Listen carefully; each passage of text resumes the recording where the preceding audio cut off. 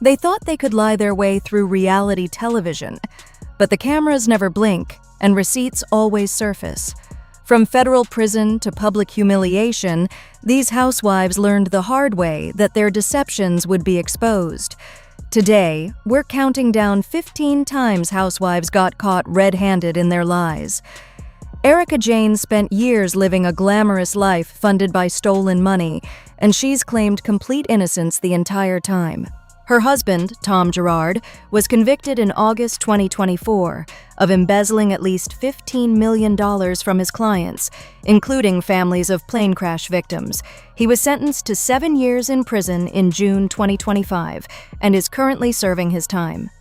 Here's where Erika's lies come in. Federal prosecutors proved that over $25 million from Tom's law firm went directly to fund Erika's entertainment company, EJ Global. This money paid for her private jets, luxury cars, designer clothes, and exclusive club memberships. The money came from settlement funds that belonged to Tom's clients, people who had suffered catastrophic injuries and losses. Throughout multiple seasons of Beverly Hills, Erika insisted she knew nothing about Tom's crimes. She claimed she was just a wife who trusted her husband. But here's the problem with that story.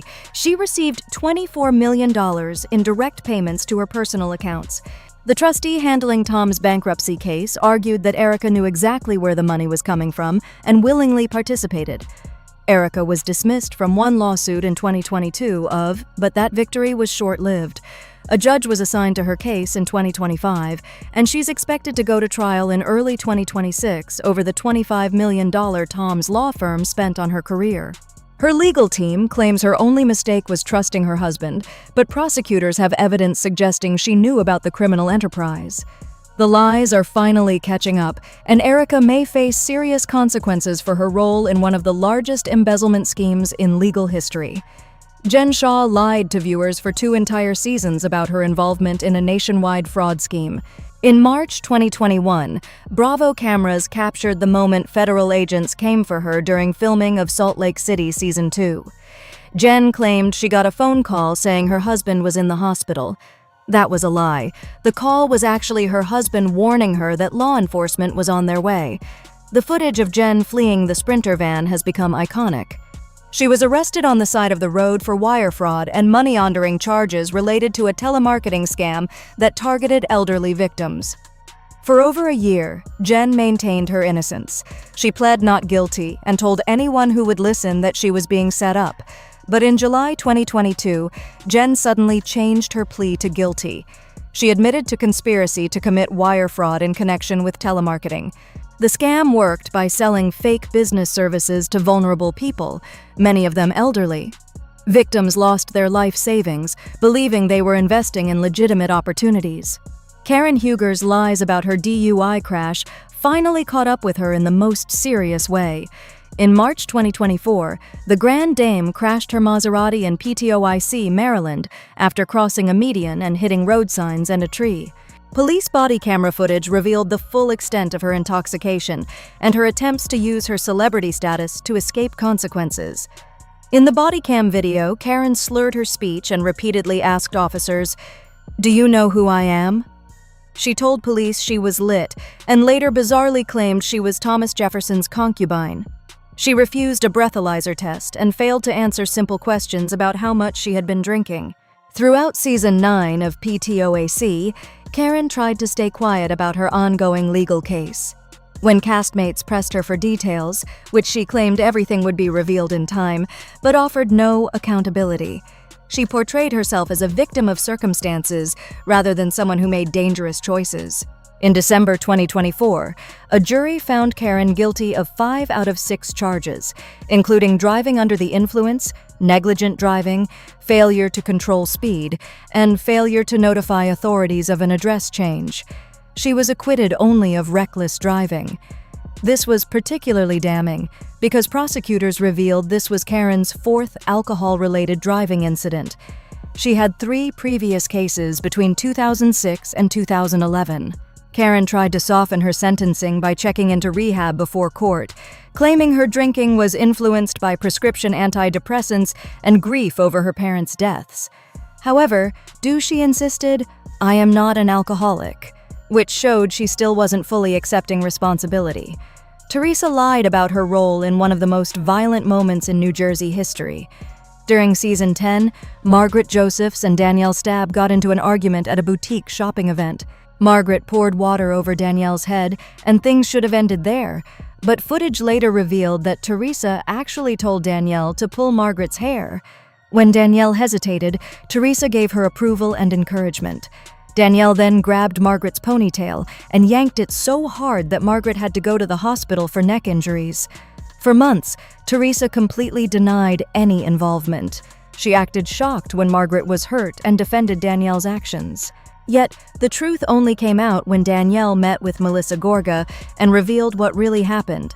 Danielle admitted she looked at Teresa for approval before pulling Margaret's hair, and Teresa gave it. When confronted at the season 10 finale, Teresa's sister-in-law, Melissa, told everyone what Danielle had confessed. Phaedra Parks told one of the most vicious lies in Real Housewives history, and it cost her everything. During Atlanta season 9, a rumor spread that Kandi Burruss and her husband Todd Tucker had planned to drug Porsha Williams so they could sexually assault her. This accusation of planned rape was repeated by Porsha to other cast members. When Kandi found out, she was devastated and furious. She demanded to know who had started such a disgusting rumor about her. At the season 9 reunion, the truth finally came out. Phaedra Parks, who had been Kandi's close friend, had completely fabricated the entire story. There was no source, no evidence, no truth whatsoever. When confronted, Phaedra initially tried to claim she was just passing along what she had heard, but Porsha wasn't having it. She angrily turned to Phaedra and stressed, "No, she told you. You told me she said it to you." The lie unraveled in real time on stage. Phaedra had created a rape accusation out of thin air because she wanted to destroy Can's reputation. This was Kandi's famous "the lies, the lies, the lies" moment. Phaedra's motivation appeared to be jealousy and revenge over their failed business relationship. But accusing someone of planning sexual assault crosses every line imaginable. The entire cast turned on Phaedra, and she was fired from the show after the reunion. Her lies didn't just catch up with her. They ended her career on Atlanta and destroyed her reputation. Vicki Gunvalson's boyfriend, Brooks Ayes, claimed to have cancer, and season 10 of Orange County was dominated by whether his diagnosis was real.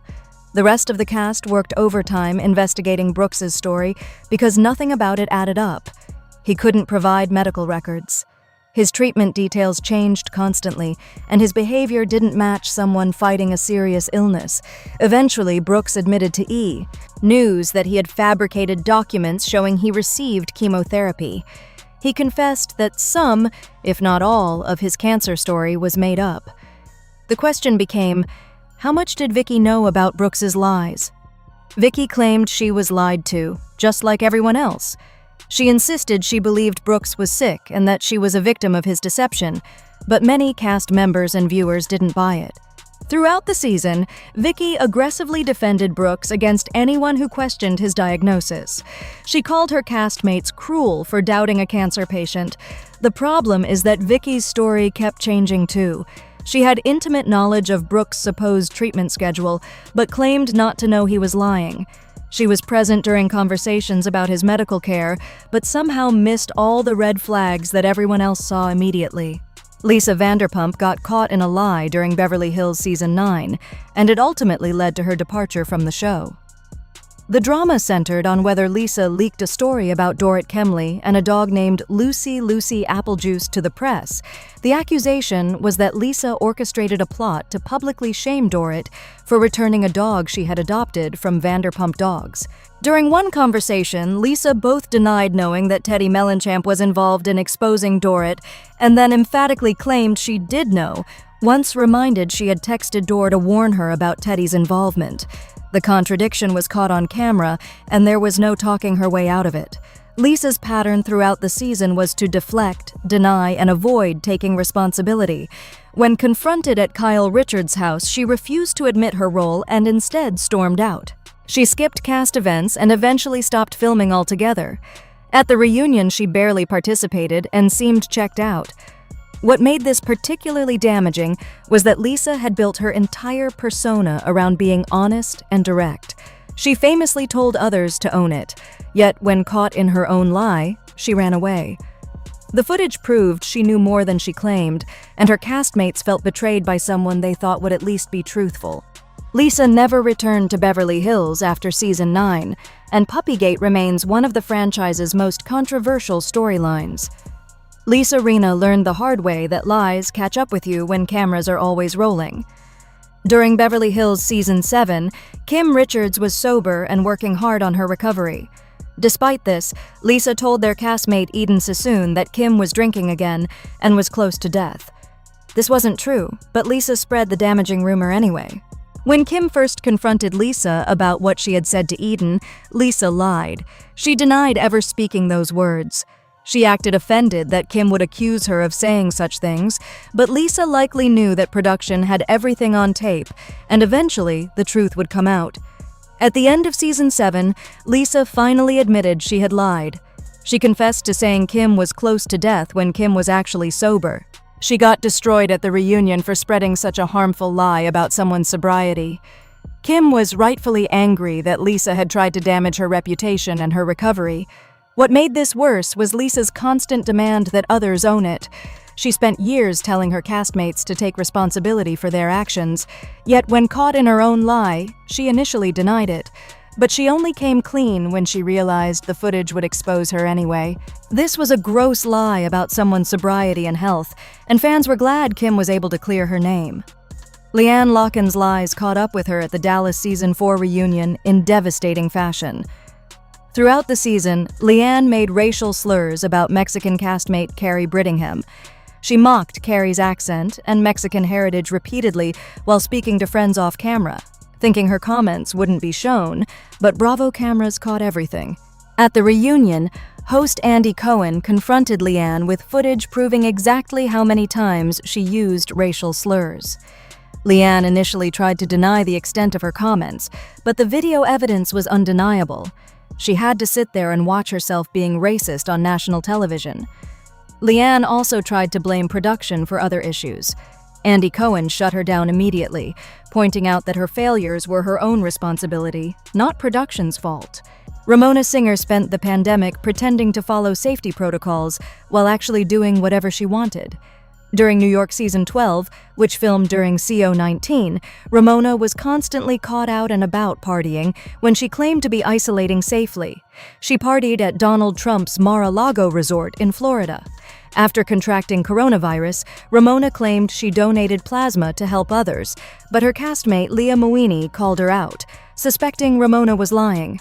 Even Luann de Lesseps, Ramona's longtime friend, unquestioned whether Ramona was telling the truth. During her confessional, Luann pointed out Ramona's extremely red face, suggesting she had been in the sun in Florida rather than isolating at home. Ramona's friend was publicly outing her for lying about her travel and behavior during the height of the pandemic. Ramona walked away from confrontations rather than admit she had spent time isolating with her ex-husband in Florida. Ashley Darby's ex-husband, Michael Darby, was caught on camera sexually harassing a crew member during PTOIC Season 4. At a barbecue at Monique Samuel's home, Michael was accused of grabbing and groping a cameraman inappropriately. Michael and Ashley both claimed it was an accident, but Michael asserted that he accidentally bumped into the crew member, but at the reunion, no one believed his story. The video showed the cameraman clearly telling Michael not to do something, indicating it was intentional and unwanted contact. Charges were filed against Michael for sexual harassment. Although they were later dismissed due to lack of evidence, the damage was done. The Bravo footage had already aired showing what happened. Viewers and the cast had seen the cameraman's reaction. Michael's reputation was destroyed. Ashley was forced to defend her husband's behavior throughout the season and at the reunion. Ashley and Michael eventually divorced, and his pattern of inappropriate behavior toward men was a major factor in their split. Kathy Hilton's lies about her behavior in Aspen became a major storyline during Beverly Hills Season 12. After a cast trip to Aspen, Lisa Rinna claimed that Kathy had a complete meltdown in a Sprinter van. According to Lisa, Kathy threatened to destroy Kyle Richards and take down the entire NBC network after feeling insulted at a club. Kathy denied everything. She claimed she never made threats and that Lisa was lying about what happened. Kathy maintained her poised, proper image and acted offended that anyone would suggest she was capable of such behavior. But Lisa stuck to her story, saying she saw the devil that night. The problem for Kathy was that Lisa was the only other cast member in the van, making it a he said, she said situation. However, Lisa had no reason to make up such a specific story. She described Kathy's rage in detail, including the specific threats Kathy made about destroying Kyle's career and reputation. Throughout the season and at the reunion, Kathy continued denying Lisa's version of events, but her denial seemed calculated rather than genuine. She couldn't fully explain what did happen in the van, only what didn't. Fans were left believing that something significant occurred, and Kathy was lying about the extent of her meltdown to protect her image. During New York Season 12, Luann de Lesseps claimed to be taking her sobriety seriously after multiple stints in rehab and legal troubles. However, her behavior suggested otherwise. She was caught drinking on camera despite claiming to be sober when confronted, and she made excuses and minimized her relapses. The lying extended to her legal situation as well. Luann had specific requirements from her probation, including attending AA meetings and staying sober. She violated her probation multiple times, but claimed she was following all the rules. Court documents later proved she had failed alcohol tests and missed required meetings. Ramona Singer, despite being Luann's friend, even called out her lying during Season 12. When Ramona mentioned donating plasma, Luann questioned whether Ramona was telling the truth, pointing out her red face. But this came across as hypocritical because Leanne had been lying about her own sobriety throughout the season. Leanne's lies caught up with her when she was arrested again and had to return to rehab. Her casual attitude toward her alcoholism and probation requirements showed a pattern of dishonesty. She couldn't admit she was struggling, instead pretending everything was fine while actively violating court orders. Her be cool, don't be all like uncool attitude didn't work when faced with legal consequences. Danielle Staub lied when she told Teresa Giudice she would never reveal that Teresa encouraged her to pull Margaret Joseph's hair. After the violent incident at the boutique in New Jersey, Season 10, Danielle and Teresa maintained their alliance. Teresa believed Danielle would keep quiet about her role in orchestrating the attack. But Danielle had other plans. She met with Melissa Gorga and revealed everything. She admitted that she looked to Teresa for approval before pulling Margaret's hair, and Teresa gave it. She exposed Teresa's manipulation and involvement in the assault. Danielle betrayed the confidence Teresa had placed in her. When Teresa found out at the finale that Danielle had sold her out, she was furious. She knew that footage existed, proving her role, and now everyone knew about it. Teresa flipped off the cameras and ran away, rather than face her castmates' judgment. Danielle's lie about loyalty caught both of them. Danielle looked like a snake who couldn't be trusted, and Teresa was exposed as someone who weaponizes others to do her dirty work. The aftermath destroyed their friendship completely.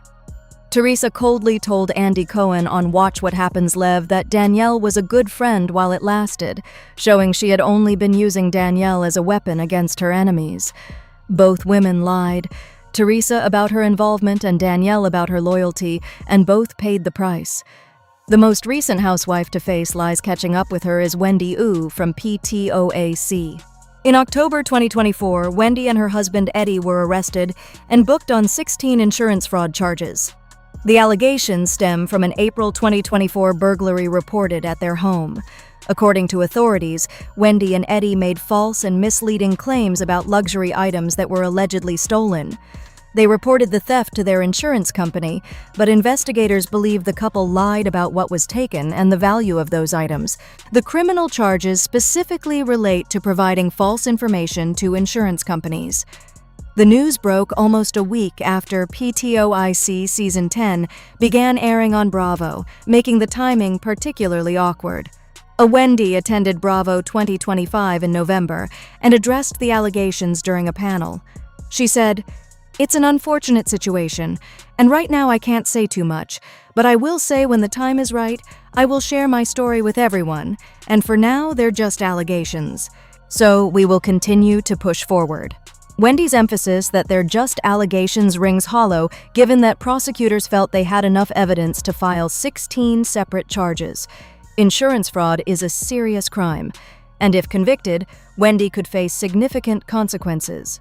Her legal case is still ongoing as of February 2026, but the lies she and Eddie allegedly told their insurance company have definitely caught up with them. Time will tell whether Wendy can maintain her position on PTOAC or if her legal troubles will end her reality TV career. From prison sentences to firings, these housewives learned that lies always catch up with you, especially when cameras are rolling 24/7. Whether it's fraud, violence, or simple dishonesty, the receipts always surface. Which lie shocked you the most? Drop your thoughts in the comments and don't forget to subscribe.